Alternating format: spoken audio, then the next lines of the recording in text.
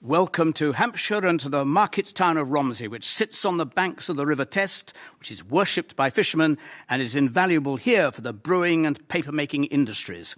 We are the guests of Crosfield Hall, a vibrant community hall in the heart of the town where, incidentally, they have given us the most fantastic flap jackets made with honey. And I've had too many of them. On our panel, Suella Fernandes, whose parents settled here from Kenya in the 60s. She grew up to become a barrister and then a Conservative MP. An ardent Brexiteer who chaired the European Research Group. She's now one of David Davis's team at the Department for Exiting the European Union. Sir Vince Cable succeeded Tim Farron as the leader of the Liberal Democrats. He would have a second referendum on the final decision under the slogan, Exit from Brexit. Diane Abbott is the Shadow Home Secretary, a close ally of Jeremy Corbyn, who would scrap the target of reducing immigration to below 100,000 after Brexit. Richard Tice is a property developer, the co-founder of Leave.eu with Aaron Banks, and now co-chair of Leave Means Leave. He hasn't left yet. I'm glad to say everyone is staying for this programme. Our panel.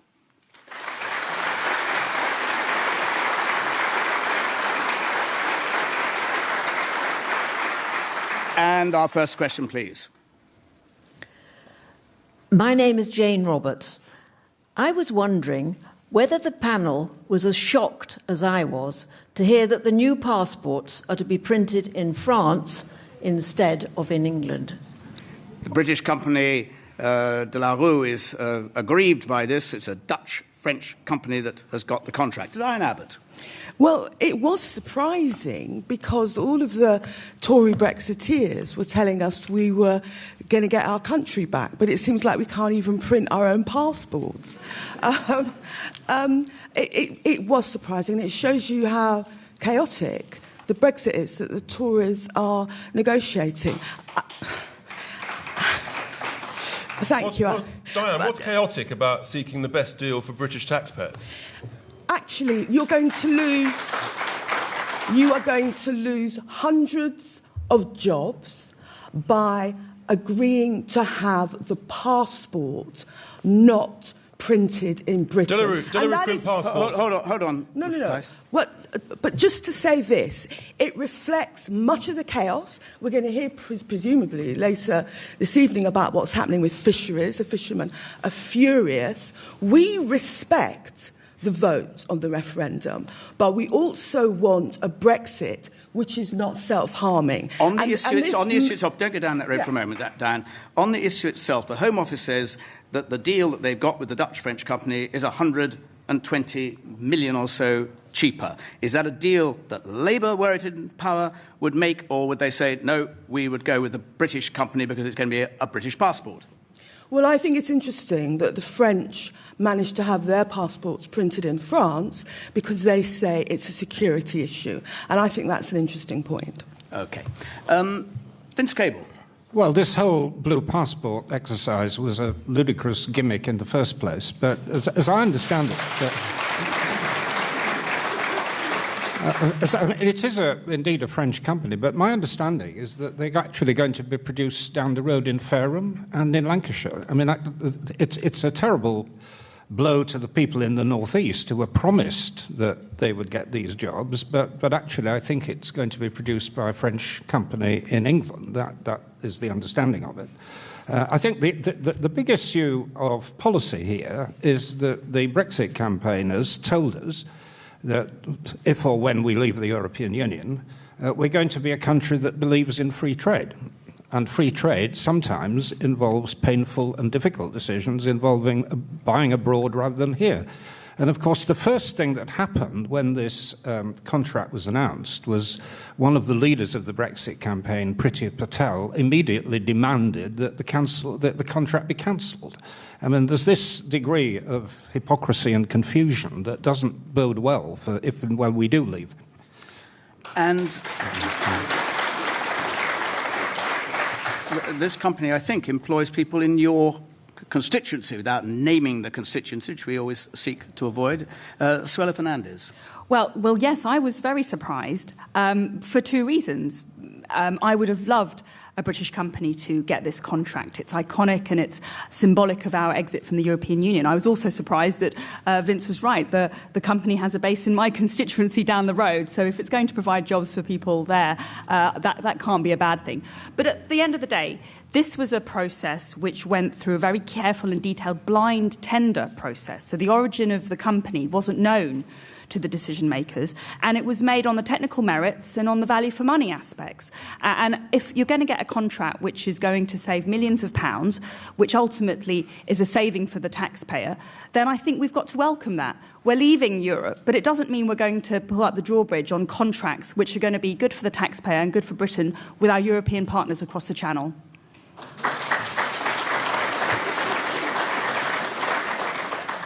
Priti Patel, your former colleague, while she was still in government, is wrong. Well, I have to say there is an appeal going on, so I can't really comment on what is going to happen with that. But all I know is that it went through, as far as I know, the proper procedures and according to the rules. And, you know, it's very difficult to criticise that. You've already half had your say. Richard Tice. So let's just be clear. This contract was coming up for renegotiation anyway. So the suggestion from Vince that it was totally unnecessary, whatever colour the passport is completely wrong. You know, and we Brexiteers, we've always said we believe in free markets, we believe in global Britain, and that has to work two ways. Of course, all of us would love that contract to come to a UK firm. But it's quite clear that someone else has bid a significant amount cheaper, and if we had gone for this UK firm, then obviously, you know, the complaints would have been all that money that we could have saved could have been spent on public services. My real concern, actually, is that we are basically exposing ourselves just to one company. And actually, on a major, important, strategic contract like this, actually, it should be given to two companies so that you create and maintain some competitive tension, because that's how free markets work. Well, once you've given the contract, you give it to two companies and they continue to be competitive in the production process. My one's prettier than your one. As I understand, it's quite a long-term contract. And so, you know, there should, for example, be reviews, there may well be, you know, on pricing. But if you create competitive tension, that's what drives the price down. That gets the best deal for the taxpayer so that we can invest the savings in public services. Any answers on this or any of the other issues that we're going to discuss could well be for you. Anita Anand will be waiting for your calls, 03700 100 444, after the Saturday broadcast of this programme. The lines incidentally open at 12:30. It's worth getting in early. I'm not sure whether you get a better chance, but at least you can get through. Email any.answers@bbc.co.uk. Tweet #BBCAQ, and you can follow us at BBC Any Questions. And we, please, can now go to our next. Ian Callaghan. Why should fishermen have any trust that they won't be thrown to the sharks in the final as well as the transitional Brexit deal? Diane Abbott must be a seer because the panel do not know what the questions are in advance, but she thought this might come up. Minister. I understand that many fishermen around the country will be feeling upset right now. I represent Fareham. It's getting a lot of airtime tonight, just down the road, which is on the coast. And I've met with the fishermen there and gone out on the waters, and they've been fishing the Solent for years. And they've seen just how decimating the common fisheries policy has been to their livelihoods because of the EU. And that was actually one of my reasons for campaigning and voting to leave the European Union, because of their plight, because of their struggle. It's a tough life for them, so I get it. But I think there are two things here. We mustn't fixate on the implementation period. This is a strictly time-limited period. It's there for continuity so that we have a smooth exit. Businesses need that time to make the necessary plans for this massive change that our country is going through. And secondly, during that implementation period, we've got safeguards in the withdrawal agreement secured this week that the UK's share of the catch will not be reduced. It will remain unchanged. And if the EU takes any action to harm the UK fishing industry, that will be a breach of that agreement. That will be illegal. Why do you think the Environment Secretary, if it's all hunky-dory, was so absolutist only a few days ago, saying that there were no circumstances, I paraphrase, in which the government would accept during the transition period that the rules regarding to fishing would remain as they have done? Well, I think, you know, it's reflective of the process that we're going through. It's a negotiation. And, of course, it's right that the government should be batting for Britain and aspiring to the best possible terms in any situation. And this is the result of that negotiation. But let's remember the big picture. And that is that at the end of this implementation period, at the end of 2020, Prime Minister and Michael Gove have committed that we will be out of the common fisheries policy. We will be able to take back control over our quotas, access to our waters, and the rules and regulations that govern fishing so that we can breathe life again into this cherished industry which we can be so proud of.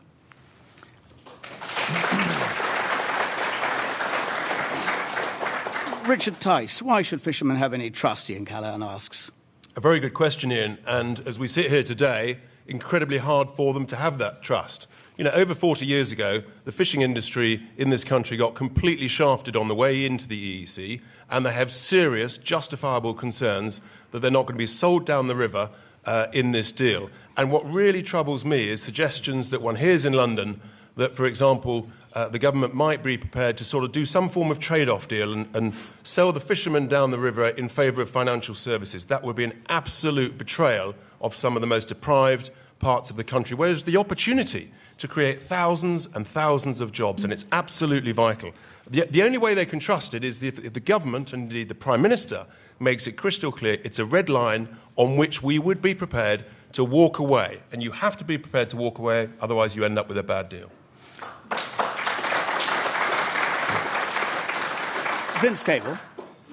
Well, I think one of the problems with the Commons fisheries policies, it's very unpopular with the fishermen, but it's very popular with the fish, because it's essentially about conserving stocks. I went to the fish and chip shop yesterday for my weekly fish and chips, and I was able to buy cod and chips.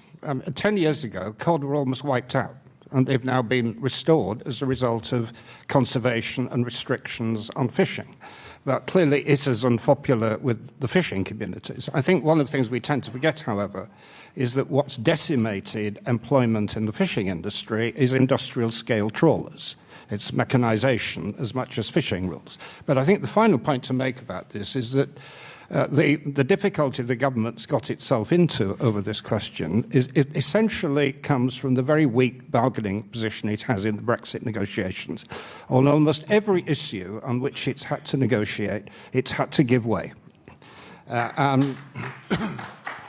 You know, you have a disunited team of one, the British government, against a united team of 27. And on almost every issue of substance, the government's had to back down. It's going to continue to have to back down. And I think people like Richard, who, you know, firm believers in what Brexit really means, are going to be very, very disappointed at the end of it, because they're not going to get what they want. But come on, Vince, one of the reasons that we've struggled with our negotiations is because people in Westminster have been completely undermining our negotiating leverage, where they've showed unity. They've showed unity in the European Union. And here we've had people in Westminster, Remainers, you know, who are completely undermining our negotiations. Diane Abbott. I think it's completely unreasonable to talk about members of Parliament who represent communities up and down the country undermining your negotiating position. What we are doing is trying to hold the government to account. That's fair enough. That's our role. But on the question of the fishing industry, they can have no more confidence in this government than those people who seriously believed that Brexit would mean £350 million a week extra for the NHS. That proved to be a load of tosh, and these assurances to the fishing industry are going to prove to be a load of tosh.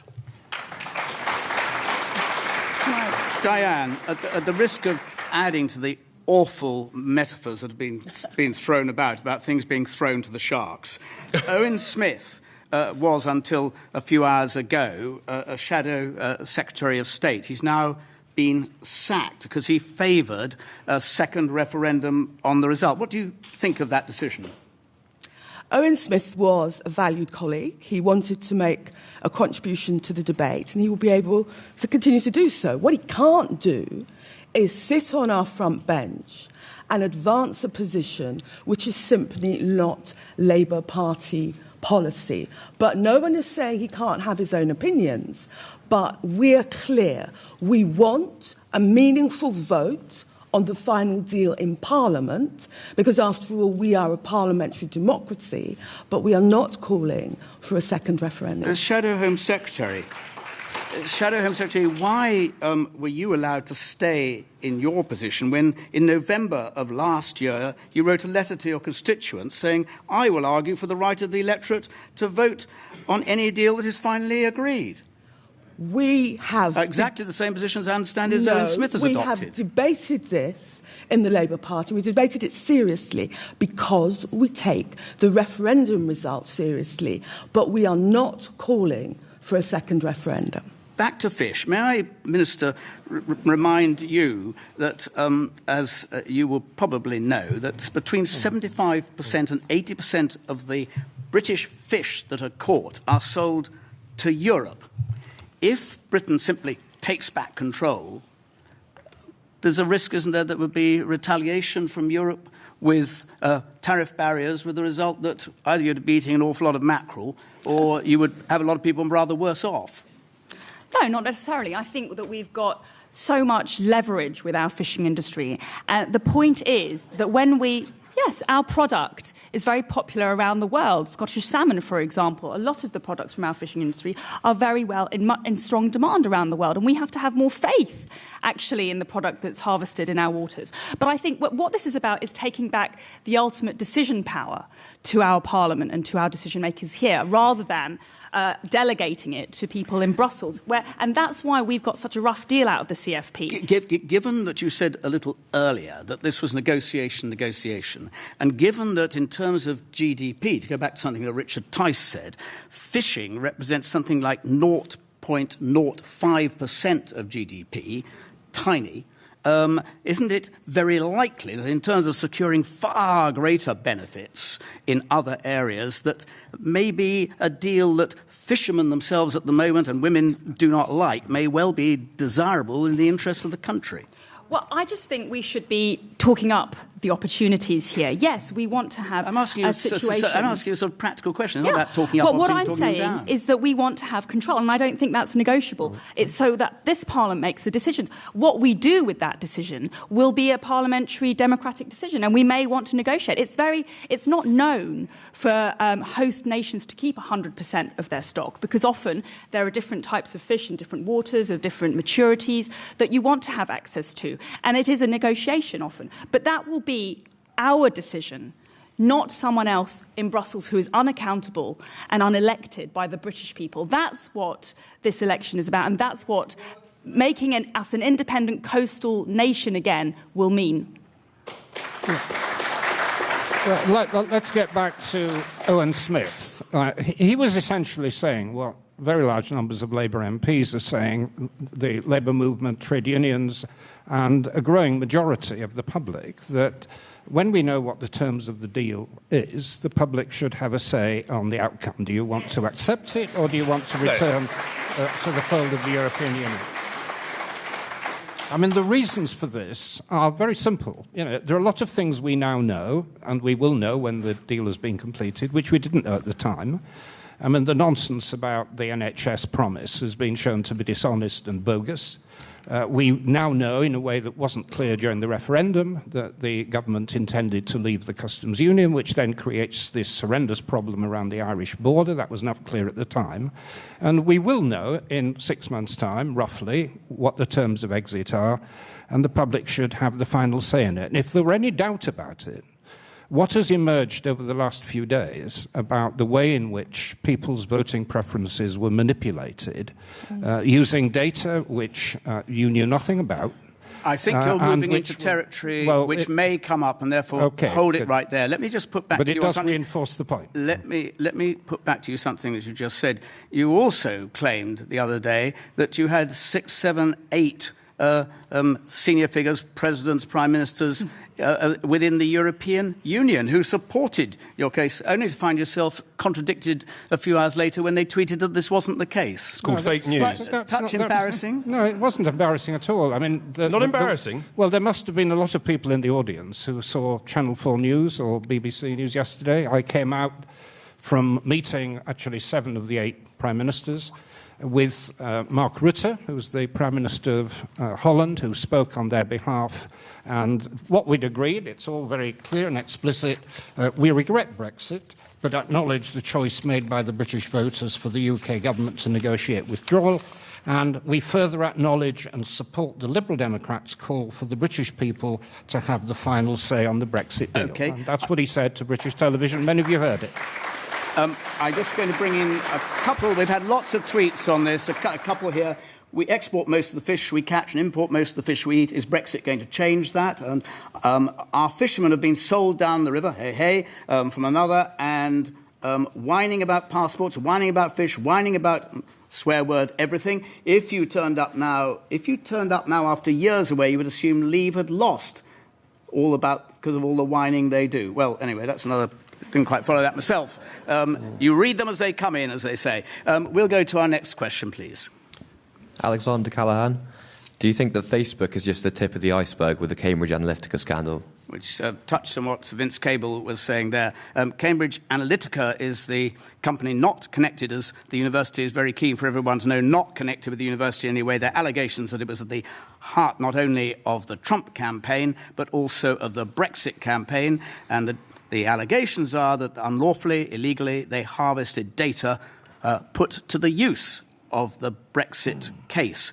You just said, you touched on that, Sir Vince Cable. You can elaborate your thought. Well, you interrupted my punchline. Let me finish it off.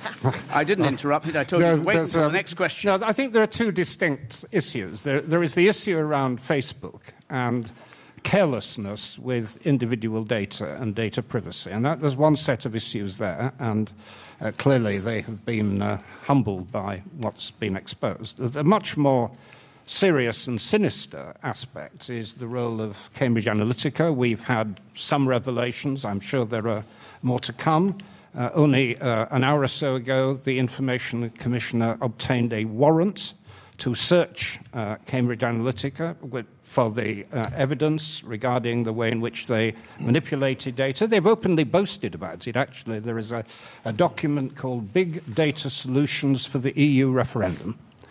And this is a company using data, understanding it, understanding your individual choices and preferences. What are you suggesting, Vince? And using are you saying that to try to manipulate the referendum people's voting was manipulated by Cambridge Analytica? And we will hear a great deal more about this in days to come. Is that what you're saying? It is very alarming, and it is seriously undermining our democracy here, He's as it has insinuating. in the United States.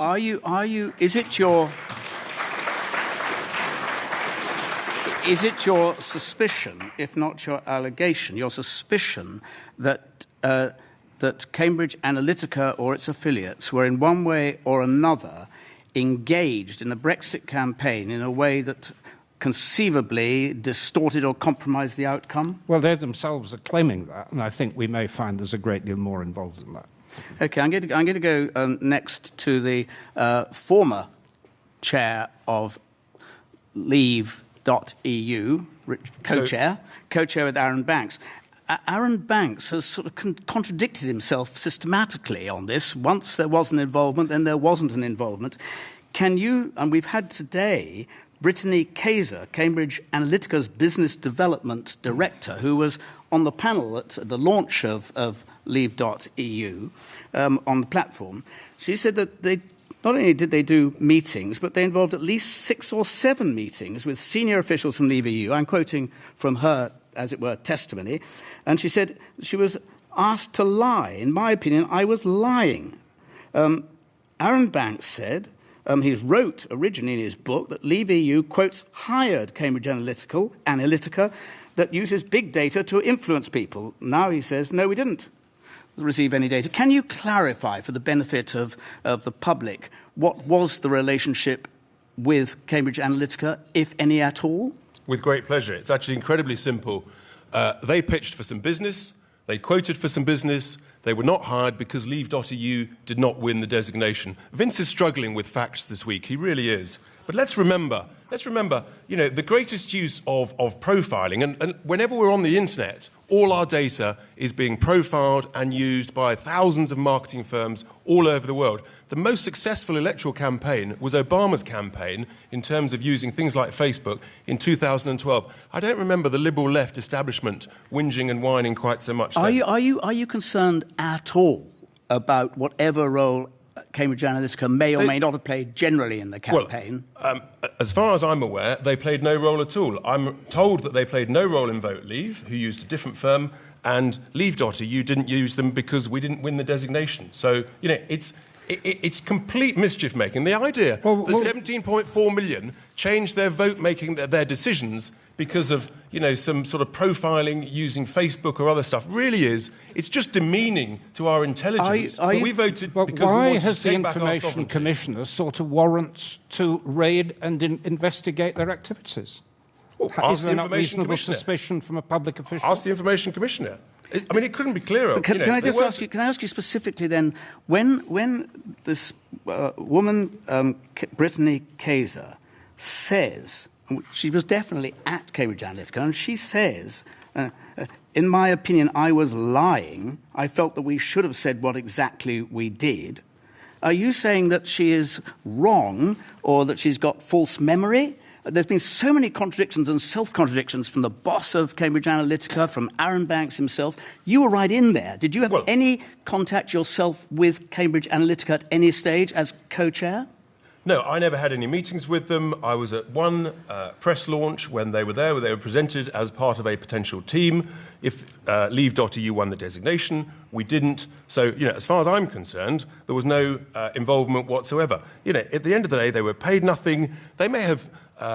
they pitched for some work, as is quite normal in any business relationship. But, there's so much...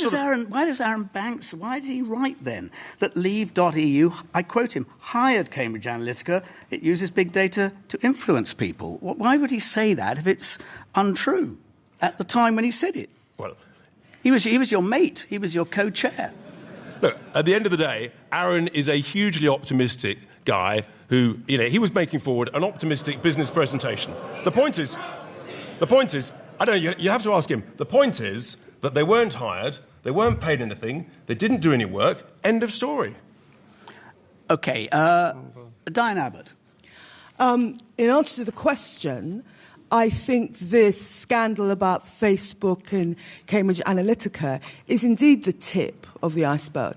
But it's a tip of an iceberg about the whole role of online and new media in our lives. I wouldn't want to speculate about Cambridge Analytica and the Brexit vote. I think we all have to remember that millions of people voted to leave for real reasons, which the political class has to address. I think it's fair to say that. But the online world has become the Wild West. There isn't enough regulation, whether it's harvesting people's data and selling it on for commercial use, whether it's people grooming children online, whether it's the huge quantities of racist and sexist abuse some of us got during the general election.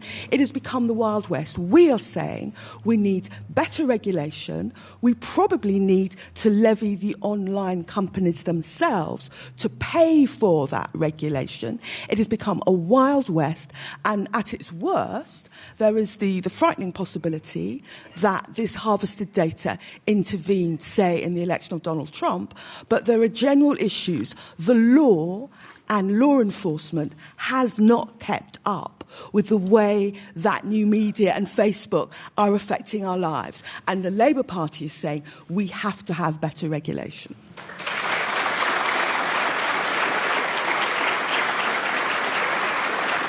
Minister. I think the sentiment in the question is spot on, and I think we're at a critical turning point in the technological revolution. I think that what we've seen with Facebook and Cambridge Analytica emerge this week is raising a lot of important questions. I'm a big champion of the innovation and the creativity and the genius and the freedoms that this is all creating for us. But those freedoms have to be enjoyed if they're not harming other people. And it looks clearer and clearer, particularly in light of the apologies this week, that there has been harm to our privacy. And that raises a lot of challenges and questions for the companies. Facebook, Cambridge Analytica, it's incumbent on them to cooperate with the investigations now afoot by the Information Commissioner's Office.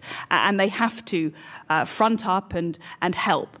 It's for government as well. We also, and that's why this government takes this very seriously and is passing a new data protection bill, which is going to strengthen our rights to security, transparency, and also embolden the Information Commissioner to apply fines which will really hurt these companies if they break the laws for malpractice. And finally... Go on, sorry. I think it's all a wake-up call for all of us and our personal responsibility.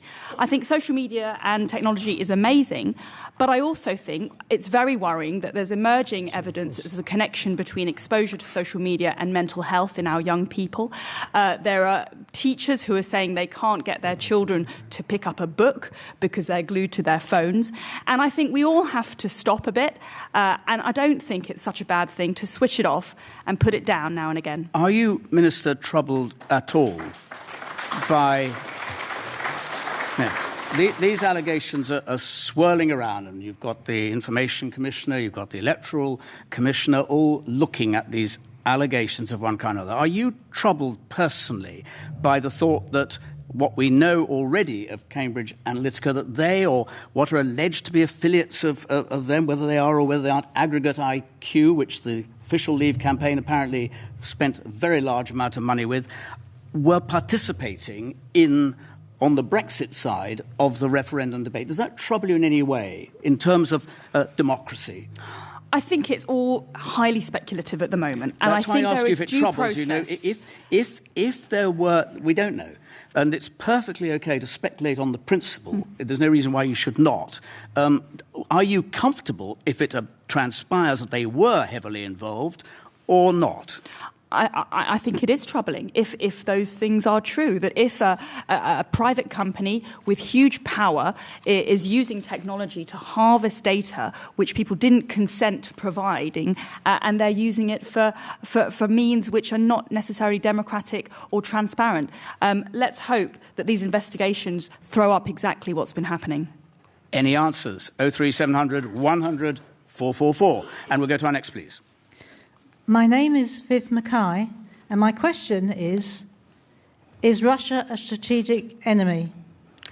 This was expressed by a Whitehall official and is apparently a view shared by number 10. Richard Tice, is Russia a strategic enemy? Yes, I think they are. There's no question, given what we've tragically seen on British streets as to what they're trying to do, to try and murder people in the UK, including some of the people from our emergency services. It's absolutely outrageous. They are conducting a global campaign of cyber warfare. They've worked out that you can conduct war in a different way. You don't need to use tanks and bullets. You can destabilize countries. You can put things like our power systems at risk. You can try and do all sorts of other things at a much lower cost. And, tragically, you can poison people. And I think we should perhaps, whilst I consider they're a strategic enemy, it's interesting that only a few years ago, Vince said that we should be getting closer to them and seeking more trade and investment opportunities. I presume, Vince, you've reflected and changed your view. Is Vince Cable Russia a strategic enemy that the Defence Secretary says should shut up and go away? Well, I think the Putin administration certainly is. But I think we have to make a distinction between the Putin administration and the Russian people, who are not affected. Do you make a distinction?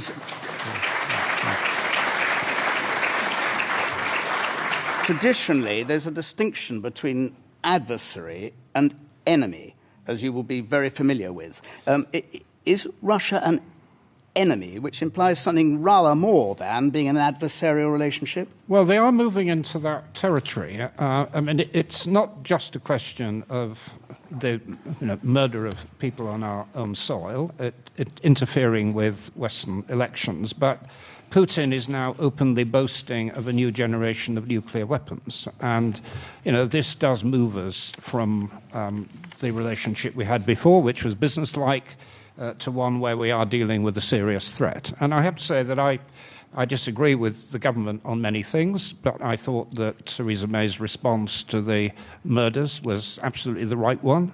And I think this is an occasion where all the major parties should be getting behind the government in taking appropriate sanctions. They're not dead yet. But Vince is really struggling with fake news, as I understand. They're not actually dead yet. We've had to clarify this on the programme before. The two individuals, happily, the police officer is now released from hospital. Two individuals are critically ill still, but stable, is what is the latest as I understand it. Minister, this notion of enemy sometimes implies you take action against them. So far there have been the 23 diplomats, tit for tat, 23 diplomats sent away from Russia. We had quite a lot of questions on that saying, well, what does that amount to? And a number of questions saying, we had a host of questions, hasn't there been something of a rush to judgment to assume that Putin was responsible for this? Are there not other explanations possible? Well, there are two aspects there, and I'll take the first one first. First of all, I must say it is good news that the Detective Sergeant Nick Bailey is now discharged from hospital, but his words that my life will never quite be the same again are a chilling reminder for all of us of how awful Russia's actions are, and that we should never underestimate the threat that they're posing. And I think the Prime Minister's right that they are a strategic enemy now. The case against Russia is very strong, and the EU confirmed today that they too agree with the United Kingdom and agree with NATO that it's highly likely that Russia was culpable and there's no viable alternative. And there's a series of reasons that back up that conclusion and justify pointing the finger at Russia. Not only the access to this weapons-grade nerve agent being accessible only to a state actor, really, but the track record of Russia for considerable espionage capabilities, state-sponsored assassinations using defectors as targets, Russia's reaction to the UK government when we gave them the opportunity to respond was one of derision and ridicule and not one of a state which was contrite or assisting an investigation. What would have counted as a helpful response? They were hardly like to say, yes, we put our hands up, we done it. What would have counted as a helpful response which might have avoided the deterioration in relations? Well, definitely not posting a picture of Poirot as a suggestion for a detective in the investigation. That was absolutely outrageous and reflects the disdain with which Russia is viewing the UK and this whole scenario. That's definitely a far cry from a country which wants to assist and is not is an ally. But I think that looking further, Russia's elections recently, their actions in eastern Ukraine and Crimea, Montenegro, cyber attacks, interfering in democratic elections, all reflect and point to a state which is unstable, a state which has become a bully, where Putin is a tyrant. And the only way to deal with bullies and tyrants is to stand up to them with courage and determination and not to appease.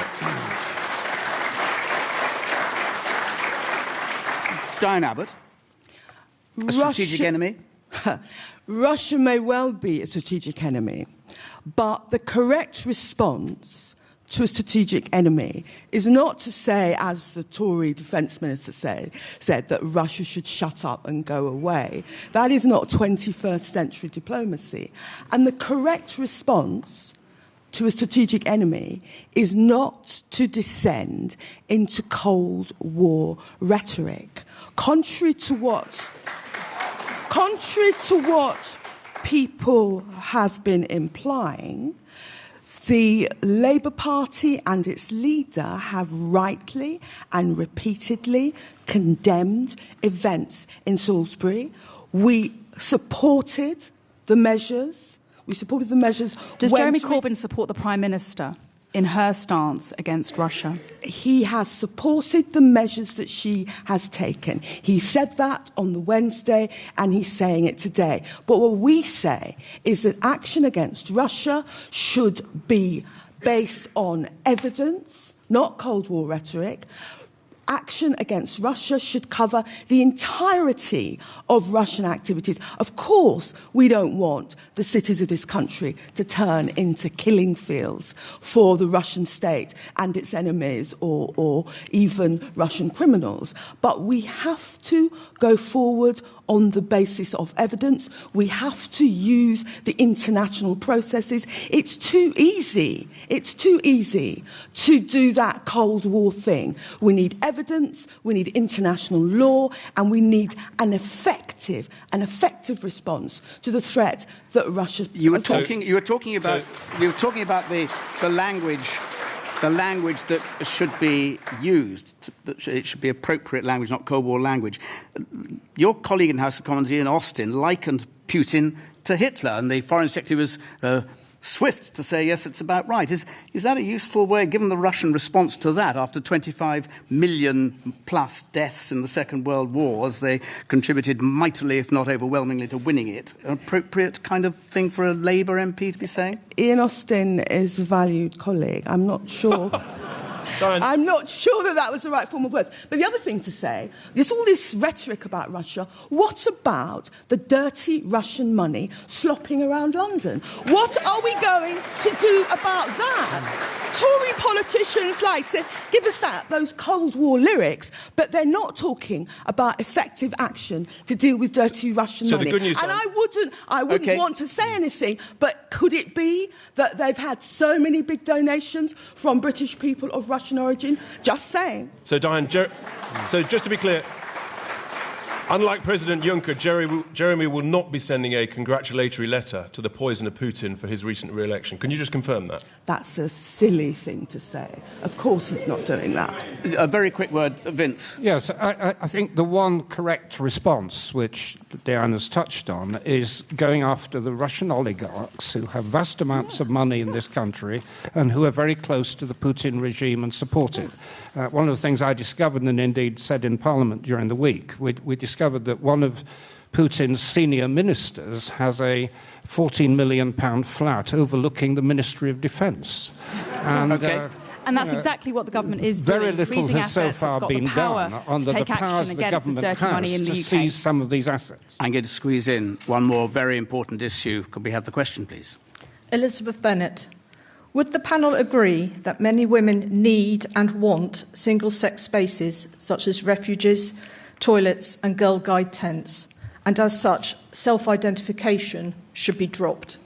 This relates, of course, to those transgender individuals who self-identify as women, and some of them say that they therefore should have the right to use what are hitherto regarded as, for women who are biologically women, toilets, tents, etc.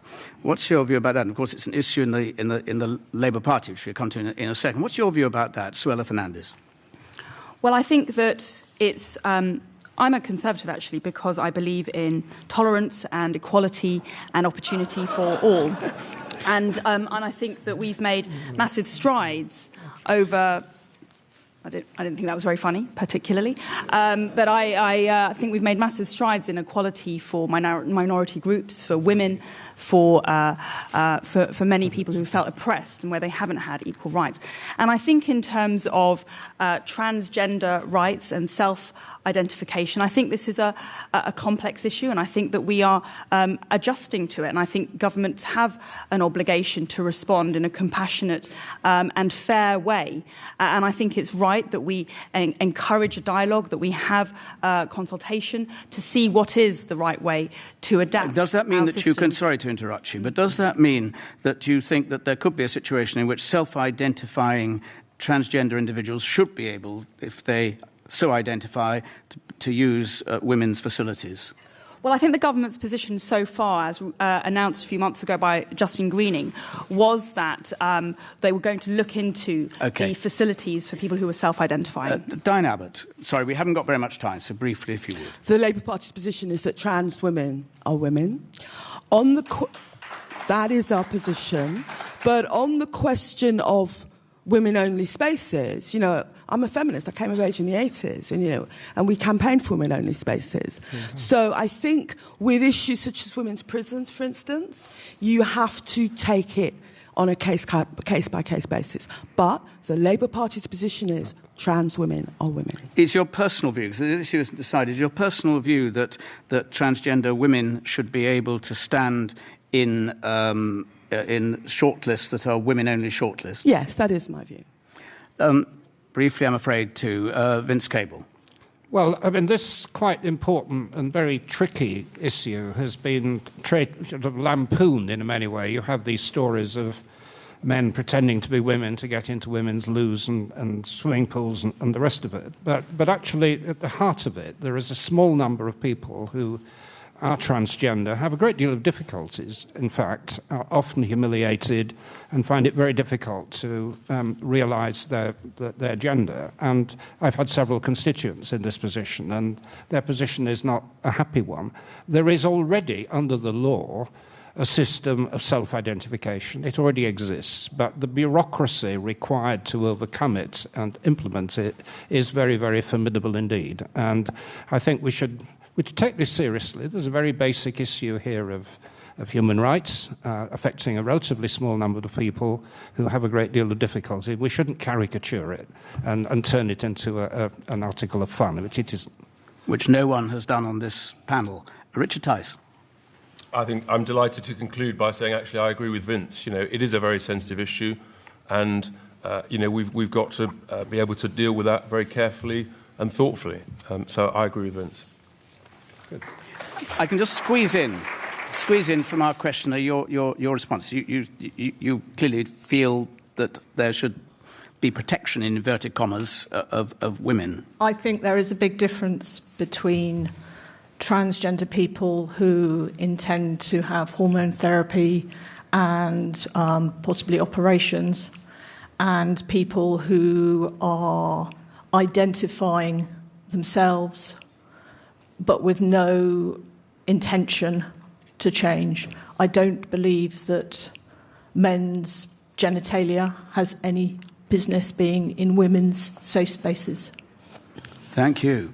On that note, you may well want to pursue this in any answers with Anita Anand, 03 700 100 444. Next week, Ruta Lashar is going to be here and is going to be in the Radio Theatre in Broadcasting House. Join her with the panel, which includes the director of the V&A Museum, Tristram Hunt. But from here in the Crosfield Hall in Romsey, thank you to our panel, thank you to our audience, thank you to the hall. Goodbye.